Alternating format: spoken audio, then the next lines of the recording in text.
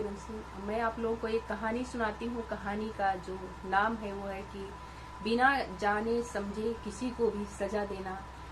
किसी व्यक्ति को अगर बताया जाता है कि गुनाहगार है, बिना उसकी जांच किए हुए उसे कोई भी सजा दे देना बहुत बड़ा अपराध होता है।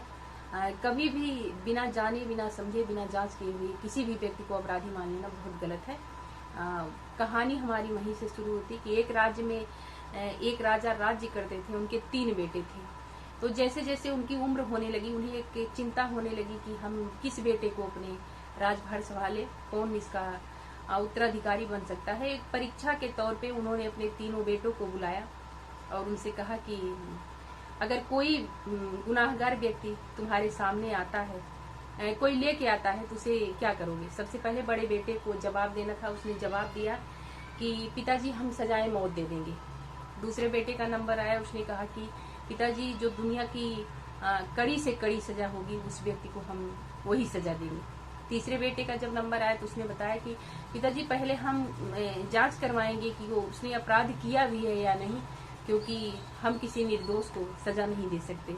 हो सकता है वो व्यक्ति अपराध किया ही ना हो। तो राजा बहुत खुश हुए, क्योंकि उन्हें 3 बेटों में सबसे समझदार उनका छोटा बेटा लगा।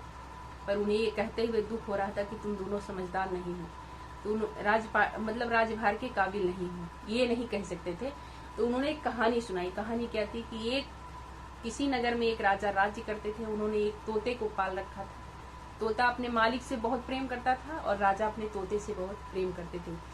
उस समय तोते को 1 महीने में 1 दिन के लिए आजाद किया जाता था। तोता जहां मन करता था वहीं भ्रमण करके आता था, शाम को अपने घर आ जाता था। उस तोते को उन्होंने आजाद किया। वो तोता वहां से गया।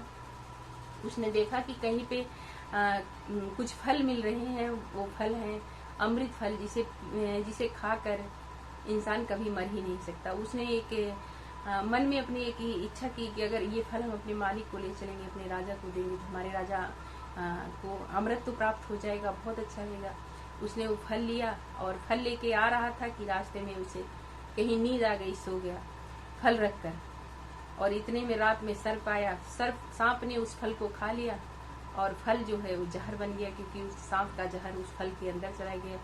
तोता इन सब बातों से अनजान था। वो फल लेकर आया और राजा को देकर बोला कि आप खा लीजिए, ये अमृत फल है।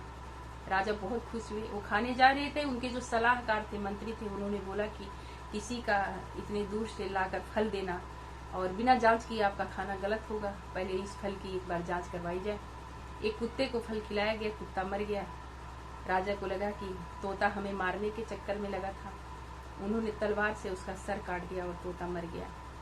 वो फल जहाँ पे कुत्ता खाया था वहाँ पे बीज गिर गया था। कुछ दिनों में वहीं पर एक उसका पेड़ उग आया और पेड़ जैसे जैसे बड़ा होने लगा बहुत सुंदर दिखता था। राजा ने सुंदरता के लिए उस पेड़ को छांव के लिए रख लिया और पूरे देश में, अपने नगर में ऐलान करवा दिया कि कोई भी इस फल को नहीं खाएगा, क्योंकि ये जहर है। एक दिन एक बूढ़ा आदमी कहीं रास्ते में जा रहा था। उसे भूख लगी थी। वो छांव में बैठा था। उसने देखा कि फल बहुत सुंदर लग रहे हैं। उसने एक फल को खा लिया। वो बूढ़ा आदमी जवान हो गया।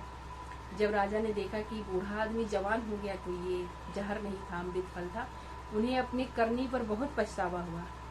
तो इस कहानी से उन्होंने बेटे को अपने सीख दिया कि कभी भी किसी को बिना जाने, बिना समझे, बिना जांच किए अपराधी मान लेना बहुत गलत बात होती है।